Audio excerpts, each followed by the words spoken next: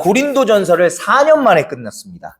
그리고 어떤 말씀을 나눌까 고민도 많이 했고, 정말 생각도 많이 했는데, 처음에는 제가 여러 번 말씀드렸다시피, 제가 중학교부터 적어왔던, 설교 필기한 것들이 좀 있거든요. 그것들을 내 설교로 좀 만들어 보면서 생각을 하면서, 1997년 3월부터 2002년 6월까지 적어두었던 설교 필기 노트를 조금씩 제가 읽어보기 시작을 합니다. 그런데 뭔가 안 내키더라고요. 너무 좋을 것 같아서 펴봤는데, 기대가 커서였을까요? 아니면 뭔가 제가 기대하는 바가 달라서였을까요? 뭔가 안 내키더라고요. 그럴 것이 20년도 넘게 지난 내 글씨체인지라, 제 글씨체가 많이 바뀌었음을 느꼈어요. 내 글씨체가 지금의 글씨체가 좀 많이 달라서 못 알아보는 글씨도 종종 있고요. 또 내용도 마찬가지로 20여 년 전이니까요. 20여 년 전이 뭐야? 25년, 그죠? 25년, 짧게는 25년 전부터, 많게는 30년 가까이 되네요. 1997년 3월부터니까. 여하튼, 그때 연구하던 설교자의 내용과, 그때 이제 설교자 분들도, 목사님 분들도 연구를 하시고 주석들을 연구하고 선포했을 거 아니에요? 근데 그때의 내용과 지금의 내용이 많이 달라진 건 아니지만, 그때 어떻게 주장되었던 것들과 지금 주장되었던 것들이 조금 매칭이 안 되는 것들도 조금 발견이 되더라고요. 그럴 거면 어차피 이걸 하면 다시, 내가 내 말씀을 준비하려면 또 책을 또 몇 권을 사야 되고, 돈도 없고, 그런데 책 사는 거에 돈 아끼는 사람은 아니지만, 괜히 그런 헛수고를 하기보다는 그냥 차라리 그냥 좀 다른 걸 할까? 내가 시리즈 하던 거니까 그냥 할까? 그렇게 생각이 들더라고요. 그리고 무엇보다 중요한 것, 그때의 감동이 되살아나지 않더라는 거죠. 그래서 전부터 제가 살펴보고 싶었던 책 중에 하나가 다니엘서입니다. 다니엘서를 해보고자 하는 마음에서 다시 어쩔 수 없이 시리즈로 설교를 준비하고자 합니다. 그래도 고린도전서를 시리즈로 하면서 제가 받았던 만큼의, 그 이상의 감동과 깨달음이 설교를 준비하는 저에게나 우리 성도님들에게나 동일한, 그렇지만 각자에게 적합한 은혜들이 가득하길 소망하면서 다니엘서를 열어봅니다. 자, 다니엘서는 기본적으로 이렇게 구성이 되어 있습니다. 전반부와 후반부, 전반부 1장부터 6장, 그리고 후반부 7장부터 12장. 자, 그런데 우리는요, 전반부의 내용, 그것도 1장, 2장, 3장 정도까지의 내용은 잘 알고 있어요. 왜냐면 주일학교 단골 주제로 나오는 게 주제 중에 하나가 다니엘, 사자굴 속의 다니엘이잖아요. 그렇죠? 그런데 우리가 착각을 하고 있는 게, 다니엘이 사자굴 속에 들어가 있을 때 10대, 청소년 혹은 청년으로 생각해요. 아닙니다. 성경에 계수한 날짜로 치면 거의 70에서 80세예요. 그러니까 그런 부분이 약간 우리가 조금 매칭이 안 될 수 있는데, 그런 부분을 제가 그때 말씀을 나누면서 좀 가르쳐 드릴게요. 그렇기 때문에 우리 1장과 3장에 머물러 있어요. 그 사자굴 속에 순결한 다니엘과 그 세 친구에 머물러 있고, 풀무불 속에 다니엘, 이렇게 하면서 거기까지 잘 알고 있어요. 그런데 다니엘서는요, 역사서로 빠지지 않고 선지서, 즉 예언서로 빠집니다. 바꿔 말하면 뭐예요? 선지서, 예언서예요. 에스겔, 다니엘, 요한계시록과 가장 밀접한 연관이 있는 성경 중에 하나가 다니엘입니다. 그렇기 때문에 다니엘서는 역사서의 느낌보다는 예언서의 느낌이 강하다는 걸 좀 아시고요. 전반부 1장부터 6장까지의 내용은 우리가 흔히 알고 있는 역사적인 사건들 및 다니엘과 그 세 친구의 이야기들로 수놓아져 있고요. 7장부터 12장은 본격적으로 다니엘이 받았던 4가지 꿈과 환상들에 대해서 나옵니다. 물론 전반부에도 느부갓네살 왕의 꿈을 해석해주는 모습도 나오고, 벨사살 왕의 꿈을 해석해주는 다니엘 모습도 나오지만, 여하튼 중요한 건 전반부는 그들의 이야기, 그리고 후반부는 다니엘이 받았던 4가지 환상, 꿈, 이런 것들이 줄을 이룬다라는 사실을 이야기해드리고 오늘 다니엘서로 들어가 보고자 합니다. 자, 우리는 살아가면서 끊임없이 세상의 영향을 많이 받기 마련입니다. 학교에서도, 직장에서도, 그리고 인터넷과 미디어 속에서도 세상은 우리에게 그렇게 말합니다. 적당히 타협해라. 믿음만으로는 안 된다. 세상 방식대로 살아야 성공을 한다. 그러나 오늘 성경은 그렇게 이야기하지 않습니다. 성경은 이렇게 이야기합니다. 그럼에도 불구하고 세상이 아무리 강건하고 강대하다 할지라도 여전히 하나님은 일하신다. 그럼에도 불구하고 여전히 하나님의 사람들은 믿음 안에서 살아가고자 몸부림치면서 살아가고 있다. 라는 것을 나타내고 있습니다. 왜요? 성경은 어떻게 하면 우리가 세상에서 성공할 수 있느냐, 어떻게 하면 우리가 세상에서 인정받을 수 있느냐에 대한 길잡이가 아니고요. 성경은 오히려 이렇게 변해가는 세상 속에서도 변질되지 않는 진리에 대해서 이야기하고 있고요. 그 삶을 오늘날 크리스천이라는 이름으로 살아가는 우리들이 삶의 현장 속에서, 그리고 예배 현장 속에서, 사역의 현장 속에서 살아내기를 바란다고 도전하고 있는 게 성경이기 때문입니다. 다시 한번 말씀드릴게요. 성경은요, 세상에서 어떻게 하면 성공하고 어떻게 하면 인정받느냐에 대한 길잡이가 아니에요. 오히려 성경은 그렇게 변해가는 세상 속에서 크리스천들이 어떻게 하면 믿음을 지켜나갈 것이며 그 변질되지 않는 진리를 위해서 몸부림치고 나갈 수 있을까라는 것에 대해서 도전하고 있는 책이다라는 겁니다. 그 중에서도 오늘 본문이 포함되어 있는 다니엘서의 전반부에는 그들의 어떻게 보면 정말 말도 안 되는 행전들이 나오죠. 그들에 대한 전기가 섞여 있습니다. 오늘 본문 속에 나오는 다니엘, 그리고 앞으로 살펴보는 그 다니엘과 그 친구들, 이런 시대 한가운데에서도 하나님을 놓치지 않았던 사람들의 이야기가 앞으로 다니엘서에서 펼쳐질 것입니다. 저는 오늘 말씀을 통해서 그렇다면 믿음의 사람은 이러한 시대 속에서 어떻게 살아야 하는가? 그것을 알기 위해서 아마 우리는 오늘 이 사실을 꼭 잊지 말고 기억하고 있어야 할 것 같습니다. 자, 첫 번째, 우린 이 사실을 꼭 잊지 말고 기억해야 할 것 같습니다. 하나님의 백성에게도 반드시 고난은 찾아온다라는 겁니다. 1절 말씀입니다. 유다 왕 여호야김이 다스린 지 3년이 되는 해에 바벨론 왕 느부갓네살이 예루살렘에 이르러 성을 에워쌌더니. 아멘. 여호야김, 그리고 느부갓네살. 여호야김은 당시 유다의 왕으로서 여호와께서 일으키실 것이다, 여호와께서 세우신다라는 의미의 이름입니다. 그런데 안타까운 것은요, 이 이름 여호야김마저도 그의 원래 이름은 아니었다라는 거예요. 그의 원래 이름은요, 엘리야김입니다. 엘리야김, 이 이름은 그의 원래 이름이 엘리야김인데 지금 여호야김, 이 이름마저도 당시 바벨론과 함께 세계를 양분하던 강대국이었던 애굽 왕 바로느고라는 사람에 의해서 강제 개명된 이름이 여호야김입니다. 자기 본명조차도 지킬 수 없어서 저 강대국이 너 이름 바꿔, 왕이 이름 바꿔, 그래서 강제 개명된 게 지금 여호야김이에요. 자, 이거 바꿔 말하면 뭐예요? 유다는 지금 극히 쇠약해졌어요. 약소국 중에 약소국입니다. 이스라엘은 이미 멸망한 지 오래, 북쪽 나라 이스라엘은 이미 멸망했고요. 남쪽 유다는 이제 멸망 직전에 있는 거예요. 그래도 감사한 것은 그나마 이 여호야김이라는 이름 안에 여호와라는 이름이 들어가 있으니 불행 중 다행인 것 같긴 합니다. 그 애굽 왕도 어떻게 보면 눈치 보고 잘 정리해 준 것 같아요. 자, 그에 반해서 느부갓네살 왕 어떻습니까?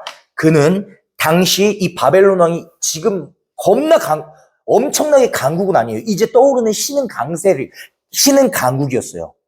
그 바벨론의 왕으로서 이 당시 바벨론의 정통신이었던 느보라는 이름에서 비롯된 이름이 느부갓네살이에요. 그래서 이 느부갓네살이라는 이름의 뜻은 이것입니다. 바벨론의 신 느보가 왕들의 권세를 보호해 줄 것이다. 여호와께서 일으키고 세워야 하는데 바벨론의 신의 힘을 입은 왕이 여호와를 이겨버리는 듯이 보여지는 전쟁이 일어난 거예요. 여호야김, 여호와께서 일으키실 것이다, 여호와께서 세우실 것이다, 세우신다라는 이름에 가진 이 여호야김이 지금 느부라는 바벨론의 왕이 힘을 부여해줘서 바벨론의 신이 힘을 부여해줘서 왕이 된 그 느부갓네살 왕에게 먹히는 거예요. 바꿔 말하면 뭐예요? 느보라는 그 바벨론의 신이 우리가 알고 있는 유일신 여호와를 잡아먹어버린 거예요. 그래서 이때 당시에 근동의 전쟁은 신의 전쟁이라고 불려집니다. 그래서 우리 민족이 지면 우리 신이 지는 거예요. 여호와를 이겨버린 듯이 짓밟은 듯이 보여지는 전쟁이 일어난 겁니다. 그도 그럴 것이 이 느부갓네살 왕은 장차 당시 세계 최대의 제국이었던 아수르, 그리고 드로아, 그리고 아프리카의 애굽, 아프리카 지역에 있었던 애굽. 그러니까 이때 당시에 바벨론은 신흥 강자로 우뚝 서기 시작을 하고요. 이때 당시에 세계를 3분할 한다면 한쪽은 드로아, 한쪽은 아수르, 한쪽은 애굽. 그리고 이 세계를 위협할 만한 세력이 등장하기 시작하는데 그게 바로 바벨론이에요. 근데 이 바벨론이 아수르 정리하고요, 애굽까지 정리해버려요. 아직은 아니에요. 그 아수르와 애굽을 잡아먹기 위한 발판으로 그 중간에 위치한 무역의 최정상지, 가장 요충지인 그 곳이 바로 예루살렘이거든요. 이 예루살렘을 정복하면 여기랑 여기를 정리할 수 있는 교두보가 마련되는 거예요. 그래서 느부갓네살 왕은 여기랑 여기 정복하기 위한 야망으로서 첫 발판으로 지금 예루살렘을, 유다를 뭉개버리려고 하는 거예요. 그래서 그는 그때 당시의 지역 전체를 장악한 대제국 바벨론을 장차 건설하게 되는데요. 그 시작으로 지금 예루살렘이 걸려든 거예요. 유다가 걸려든 거예요. 그리고 너무나도 대단한 건요, 이 왕은 군사적인 영웅이었을 뿐 아니라 정치적으로도 문화적으로도 엄청난 업적을 남기죠. 그래서 이제 장차 세계 제패를 위한 자신의 야망의 디딤돌로 삼으려는 출발점에 있는 사람이 지금 느부갓네살이요, 바벨론 왕국입니다. 자, 여기서 그렇게 다 망해져가는 정말 불행한 시대에 약소국의 왕족으로 태어난 이가 있으니 그게 바로 다니엘입니다. 다니엘은요, 귀족이라기보다는 왕족이었다고 나중에 다시 한번 말씀드리겠지만, 학자들에 의하면 아마 다니엘과 세 친구는 귀족보다는 왕족이었을 것이다 라고 추측을 하고 있습니다. 자, 오늘 본문은 그렇게 당시 유다 시대의 상황을 가감없이 보여주고 있는 장면이 등장하는 본문이에요. 2절 같이 한번 2절 볼게요. 주께서 유다 왕 여호야김과 하나님의 전 그릇 얼마를 그의 손에 넘기심에 그가 그것을 가지고 신할 땅 자기 신들의 신전에 가져다가 그 신들의 보물창고에 두었더라. 아멘. 자, 쉽게 말해서 이거예요. 아직 예루살렘이 멸망한 건 아닌데 예루살렘 신을 이 바벨론 느부갓네살 왕이 침범을 해서 거기에 있는 여호와의 전 안에 있는 보물들을 다 가져와. 그리고 지들 신 보물창고에 갖다가 처박아놔요. 어디? 신할 땅. 신할 땅이요, 신할이라는 것은 바벨론의 고대 명칭입니다. 고대 명칭으로서 바벨론의 유명한 신이었던 벨, 신의 신전이 있었던 곳이 바로 이 신할입니다. 그리고 이 신할 땅은요, 성경에서도 아주 역사가 깊은 곳이거든요. 창세기 10장 10절.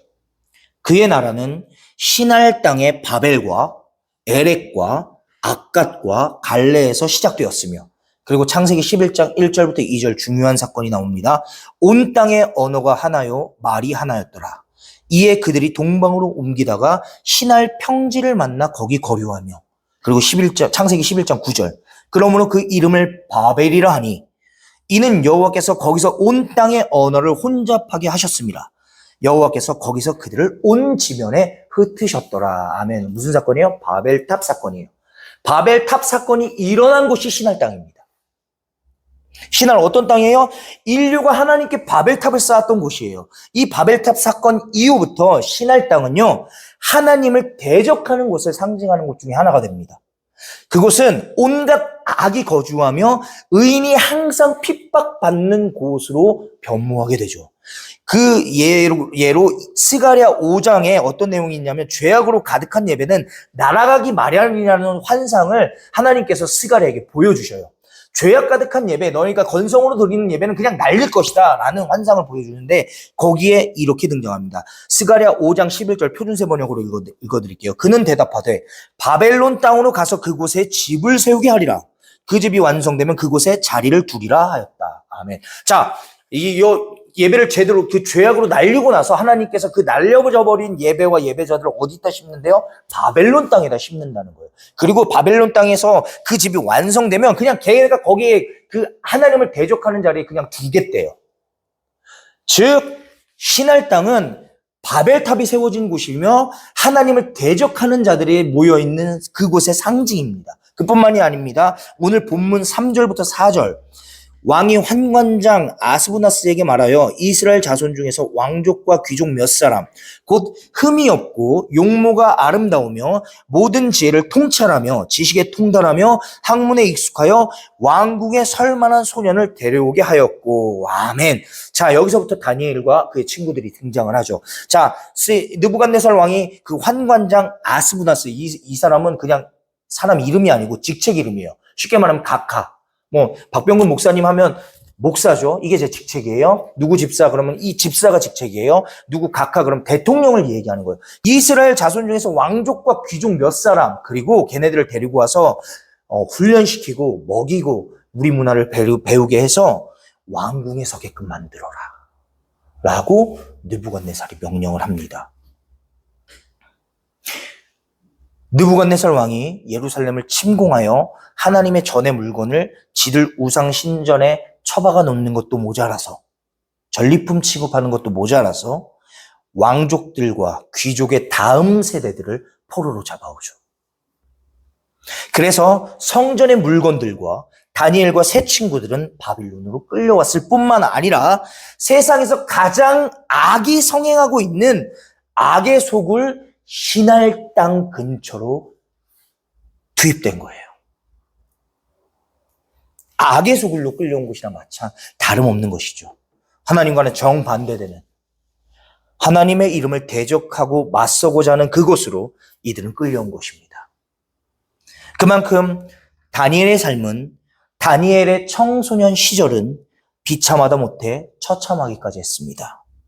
그래서 한옥 목사님은 당시 다니엘과 그의 친구들이 겪었을 나라 이름의 비참함을, 그 포로로 끌려왔을 때의 처참함을 우리 조선시대의 모습에 연상시켜서 설명합니다.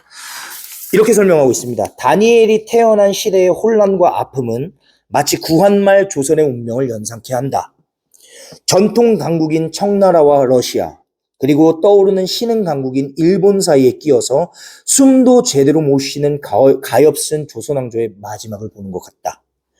일제강점기에 망해버린 조국을 바라보며 개탄하던 이상화 시인의 빼앗긴 들에도 봄은 오는가의 시구처럼 바벨론의 말발굽에 잔인하게 짓밟히는 조국을 보며 소년 다니엘의 심정은 갈기갈기 찢어졌을 것이다.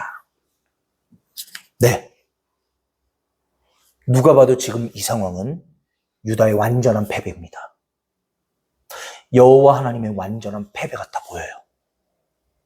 예루살렘은 무너지죠. 성전 기물은 빼앗겼죠. 다음 세대들은 죄다 포로로 잡혀갔습니다. 그것도 그냥 평민들 아니에요. 귀족 및 왕족들, 수뇌분들은 다 끌려온 거예요.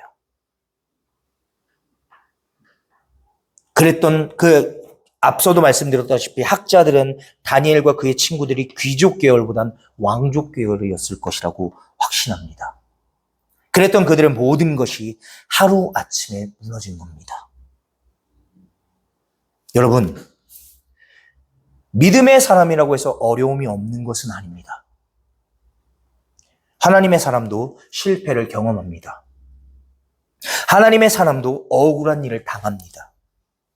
하나님의 사람도 예상치 못한 고난을 만납니다. 중요한 것은 위기를 만나느냐, 어떤 위기를 만났느냐가 아니라 위기 속에서 누구를 붙드느냐입니다. 오늘 본문에는 포함되어 있지 않지만 다음 주 말고 그 다음 구절에서 나눠지게 될 8절에 아주 중요한 키워드, 우리가 흔히 알고 있는 키포인트의 구절이 있거든요. 8절 상반절. 다니엘은 뜻을 정하여. 그 비참하고 처참한 타향살이도 모자라 어떻게 보면 적국에 와가지고 적국으로 옷 입혀지고 적국으로 우리나라로 치면 완전 일제화되는 거죠.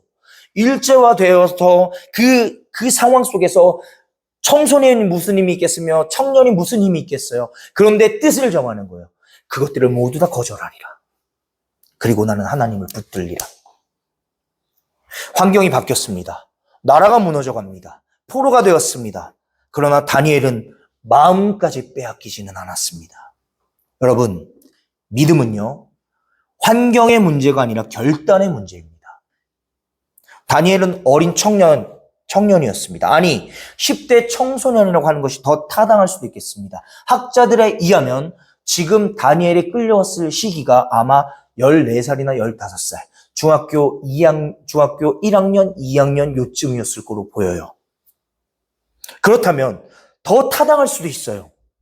그토록 어린 나이였고 그토록 뭘 몰랐던 나이였기에 이미 힘도 없고 내 나라도 다 잃어가고 아마 타협할 이유도 많았을 겁니다. 살아남으려면 어쩔 수 없지. 어쨌든 나도 살아야 되니까.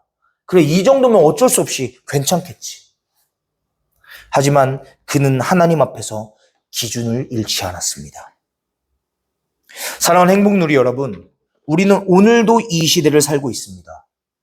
그렇게 우리는 오늘 세상 학문을 공부하고 있고 세상 문화 속에서 살아갑니다. 그러나 세상의 영혼까지 팔아버리면서 술에 술 탄 듯 물에 물 탄 듯 그렇게 살아가서는 안 됩니다. 어떤 부분에서는 더 이상 물러날 수 없는 영적인 마지노선, 영적인 경계선을 분명히 긋고 사셔야 합니다. 왜요? 거룩은 타협으로 이루어지는 것이 아니라 결단으로 이루어지는 것이기 때문이죠. 왜요? 거룩은 양보할 것이 아니라 지켜나가야 할 것이기 때문입니다. 오늘날 우리에게도 이런 뜻을 정함이 필요합니다. 예배를 우선하겠다는 결단, 말씀으로 살겠다는 결단, 손해를 봐도 정직하게 살아보겠다는 결단, 세상 속에서도 거룩을 지켜보고자 몸부림쳐보겠다는 결단, 그렇게 몸부림치며 싸워보면서 내 신앙까지 흔들리지는 아니하리라 라는 결단. 왜요? 믿음은 감정이 아니라 방향이기 때문입니다. 저는 오늘 여기 모여있는 우리 모두에게 이런 결단, 이런 지켜내야 할 영적인 경계선, 영적인 마지노선이 분명히 존재하길 소망합니다. 급박하게 변해가는 이 세상 속에서, 각박해져만 가는 이 시대 속에서도 결코 양보할 수 없는 신앙적 가치관, 나의 믿음, 나의 신념, 그리고 내가 한 결단 말입니다. 그 누가 뭐라 하더라도 이것만큼은 지켜나가리라. 그 무엇이 나를 유혹한다 하더라도 이것만큼은 내가 맞서 싸워보리라. 그 어떤 것이 나의 신앙을 흔들리게 하더라도 내 믿음만큼은 지켜나가 보리라. 이런 결단 말입니다. 그게 바로 내가 스스로 정한, 그리고 성령님께 부끄럽지만 내어드릴 만한 나만의 영적인 마지노선 아닐까요? 저는 여기 모여있는 우리 모두가 지켜나가야 할, 지켜나갈 만한, 지켜보고 싶은 그런 영적인 결단, 즉 신앙의 마지노선이 존재하여서 세상 속에서도 흔들리지 않는 귀한 믿음의 사람들이 되시기를 주님의 마음으로 간절히 부탁을 드립니다.